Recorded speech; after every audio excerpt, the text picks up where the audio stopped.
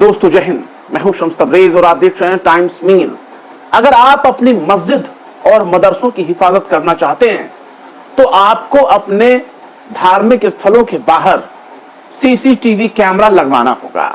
और अगर आप ऐसा नहीं कर सकते, बहुत ज्यादा अपने आप को तंगहाली में देख रहे हैं, मजबूरी में देख रहे हैं, तो फिर आप उस मस्जिद मदरसे पर खुद ही ताला मार दीजिए। क्योंकि अगर आप ताला नहीं मारेंगे तो ऐसे दिन बहुत नजदीक आ रहे हैं, बल्कि आ चुके हैं कि आपके मस्जिदों और मदरसे के ऊपर न सिर्फ ताला मार दिया जाएगा बल्कि उनको बुलडोजर से जमींदोज कर दिया जाएगा। मैं तो इससे 2 कदम और आगे बढ़ के ये कहूंगा कि हर मुस्लिम इलाके में गली मोहल्ले चौराहे पर 2-4 ऐसे सीसीटीवी कैमरे जरूर लगवा दीजिए जहां थोड़ी बहुत आपको इस बात की गुंजाइश हो कि हमारे साथ कोई घटनाएं घट सकती हैं। तो जनाब, मध्य प्रदेश के गुना को देख लीजिए। गुना आपके सामने एक ताजा मिसाल है। मध्य प्रदेश के गुना में मस्जिद के बाहर शोभा यात्रा लेकर खड़ा कर दिया गया, वहीं नाच गाना शुरू हुआ। उसके बाद यह इल्जाम लगा कि पत्थरबाजी हुई है। सोशल मीडिया पर जो तस्वीरें दिखाई जा रही हैं उसमें एक पक्ष दूसरे पक्ष के ऊपर पत्थर फेंकता हुआ नजर आ रहा है और उन्हीं तस्वीरों को दिखा करके गोदी मीडिया कह रही है कि देखो देखो ये लोग हैं जो शोभा यात्रा के ऊपर पत्थरबाजी कर रहे हैं। लेकिन सवाल उठता है कि शुरुआत आखिर कहां से, जब उसके फुटेज पूरे आपके सामने आएंगे। 2 पक्षों के बीच में झगड़ा हो गया, एक पक्ष अपना बचाव करता है और अपने बचाव में अगर कोई सामने वाले के ऊपर प्रतिकार करता है, हमला करता है, तो वो तो बचाव वाला मामला हो गया।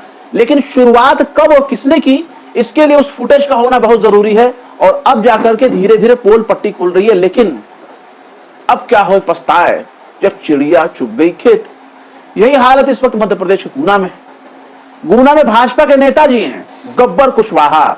हनुमान जयंती के मौके पर वो बकायदा शोभा यात्रा निकालते हैं, मस्जिद के पास पहुंचकर भड़काऊ नारे लगाए जाते हैं। फिर दोनों समुदायों के बीच में भिड़ंत को दिखाया गया। वहां के पुलिस प्रशासन ने मामले की जांच की तो पता चला कि शोभा यात्रा रैली जो निकाली गई वो बिना इजाजत के निकाली गई और उसे जानबूझकर मस्जिद के बाहर खड़ा किया गया, जिसके बाद इस तरह की हिंसा की घटनाएं हुई। मीडिया ने बिना तथ्य जांचे ही घिसी पिटी खबर चला दी। हनुमान जयंती पर विशेष समुदाय के लोगों ने पत्थरबाजी की। ये एक रटी रटाई लैंग्वेज हो गई। नेताओं के दबाव के बाद पुलिस ने मुस्लिम समुदाय के लोगों के ऊपर खूब जमकर एफआईआर किए और 5 लोगों को गिरफ्तार भी किया। लेकिन अब गुना के जो एसपी साहब हैं वो कह रहे हैं कि जुलूस जबरदस्ती बिना परमिशन के निकाल दिया गया। एक खास समुदाय के धार्मिक स्थल यानी मस्जिद के पास ले आकर के रोका गया, नारेबाजी की गई, जिससे दोनों पक्षों के बीच जो है वो विवाद पैदा हुआ। गुना के एसपी कह रहे हैं कि मैं खुद यानी वो खुद सीसीटीवी देखे हैं और कोई पत्थरबाजी नहीं हुई। वो जुलूस वहां से निकल रहा था जिसकी कोई परमिशन नहीं ली गई। मेरी एसडीएम उस मैडम से बात हुई थी, उसकी परमिशन नहीं ली गई और जबरदस्ती वहां से निकाला जा रहा था। और एक खास समुदाय के धार्मिक स्थल के पास रोक करके नारेबाजी की गई, जिससे दोनों पक्ष के बीच में विवाद की स्थिति निर्मित हो गई। मैं खुद सीसीटीवी कैमरे पर उस समय देख रहा था। पथराव जैसी ऐसी कोई बात नहीं है, अब नहीं किसी को कोई चोट वगैरह की अभी तक कोई सूचना है। दोनों पक्ष के जो भी है व्यक्ति हैं, जो प्रभुत्व रखने वाले व्यक्ति हैं, उनसे बात की गई है। अभी टोटल शांति है और लॉ एंड ऑर्डर कंट्रोल में है। अगर अलग अलग मीडिया रिपोर्ट्स पर गौर किया जाए तो यही पता चलता है कि शनिचर के रोज मध्य प्रदेश के गुना जिले के कोतवाली थाना क्षेत्र में यानी मेन खास गुना शहर में ही शनिचर की रात हनुमान जयंती का जुलूस निकाला गया। मस्जिद के सामने डीजे बजाए गए, नारेबाजी शुरू हुई। इसके बाद काफी तामझाम शुरू हुआ। पुलिस ने 5 नामजद और 15 से 20 अन्य लोगों के खिलाफ जो है बाकायदा एफआईआर दर्ज की। हालांकि अब हालात सामान्य बताया जा रहा है, लेकिन गुना के एसपी साहब ने जो कहा वो आपको गौर करना चाहिए। उन्होंने जो कहा कि बिना परमिशन रैली निकाली गई, आयोजन किया गया, इसकी अनुमति नहीं दी गई थी।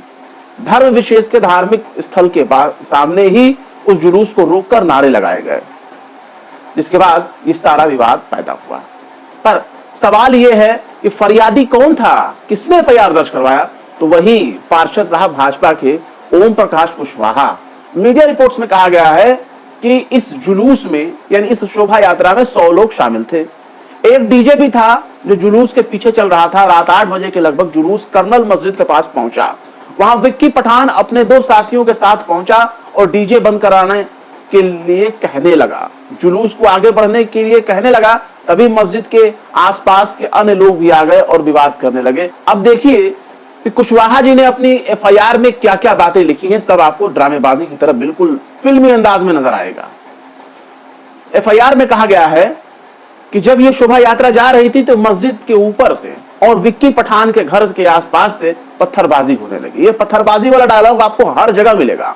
अगर आप अपने घर में ताला मारकर 2-4 महीने के लिए, साल भर के लिए कहीं फरार हो जाएं, तो भी यही होगा कि फलाने साहब अपने छत पर खड़े थे और मैंने अपनी आंख से देखा है, उन्होंने हम पर पत्थरबाजी की थी, भले ही वहां से कोई पत्थर ना चला हो, वहां कोई ना रह रहा हो। इसके बाद फिर क्या हुआ? इसके बाद वो कहते हैं कि हम अपनी जान बचाकर भागे। विक्की पठान के लड़के ने थार गाड़ी चला रहे थे, विक्की पठान के जो लड़के थे वो थार गाड़ी चला रहे थे, रजत ग्वाल पर पिस्टल से फायरिंग भी कर रहे थे, जो कान के पास से निकला। इस विवाद में हमारे लोग घायल भी हुए, ऐसा कुशवाहा जी कह रहे हैं। वो कह रहे हैं कि मुझे आशंका है कि इन लोगों की दंगा कराने की साजिश है। फरियादी की शिकायत पर कोतवाली पुलिस ने जिन लोगों को आरोपी बनाया उनका नाम सुन लीजिए। विक्की खान, अमीन खान, विक्की के लड़के गुड्डू खान, तौफीक खान, वह 15 से 20 लोगों के खिलाफ जो है बीएनएस की धारा 8 में प्रकरण दर्ज करके मामले की जांच कर जा रही है और आगे की कार्रवाई भी की जाएगी। पर यह सवाल है, सबके ऊपर उठता है कि जहां कोई मामला नहीं भी हुआ है, अगर आप चाहते हैं कि अमन चैन हो, आपके बाल बच्चे सुरक्षित हो, गार्जियन सुरक्षित हो, क्योंकि परिवार का एक भी सदस्य अगर केस मुकदमे फंसेगा या इस तरह के बवाल में अगर उसका नाम शामिल कर दिया जाएगा तो फिर पूरे परिवार खानदान उजड़ जाएंगे इस मामले से निपटने में। इसलिए बेहतर यही है कि कोशिश ये करें कि अगर आप थोड़े बहुत पैसे वाले हैं तो अपने घर के बाहर भी एक सीसीटीवी कैमरा रखिए। और इसलिए नहीं कि वहां कोई चोरी चकारी होगा और इसलिए, बल्कि आगे चल करके आपको फंसाने का काम ना हो सके, इसलिए सीसीटीवी कैमरा आप जरूर लगवाइए। और मस्जिद और मदरसे के बाहर तो जरूर लगवाइए, भले ही इसके लिए आपको चंदा क्यों ना करना पड़े, धार्मिक स्थल के बाहर लगवा लीजिए। और हिंदू भाइयों से भी निवेदन है कि आप भी लगवा लीजिए। क्या पता कोई टोपी लगा करके अयोध्या का जैसा कांड ना कर दे। इसलिए तमाम लोग अपने कान खोल लें और सीसीटीवी जरूर लगवा लें, वरना हर जगह यही पैटर्न आपको देखने को मिलेगा। चाहे मामला बंगाल का हो, चाहे दिल्ली का हो, चाहे यूपी का हो, चाहे बिहार का हो, एक ही ढर्रा सुनने को मिलता है कि हम रात के 1 बजे 2 बजे मस्जिद के पास से निकले, मस्जिद पर पत्थरबाजी होने लगी। सबको मालूम है कि इशा की नमाज के बाद मस्जिद में शायद ही कोई रहता हो और मस्जिद से पत्थरबाजी होने लगेगी, ऐसा ये बिल्कुल बकवास तरीका है। कई जगहों पे इसकी पोल भी खुली है। लिहाजा सीसीटीवी जरूर लगवाएं, अपनों का भी ख्याल रखें, दूसरों का भी ख्याल रखें और इस तरह की जागरूकता फैलाएं ताकि तीसरी आंख वो सीसीटीवी आपकी हिफाजत कर सके। फिलहाल क्या कहेंगे इस खबर के बारे में, अपनी राय कमेंट बॉक्स में जरूर बताएं। फिर मिलते हैं किसी और वीडियो में एक नई खबर के साथ। शम्स तबरेज को दीजिए इजाजत। जय हिंद। अगर अभी तक आपने हमारे चैनल टाइम्स मेल को सब्सक्राइब नहीं किया है तो जल्दी से सब्सक्राइब कर दें और बेल आइकन भी प्रेस कर दें।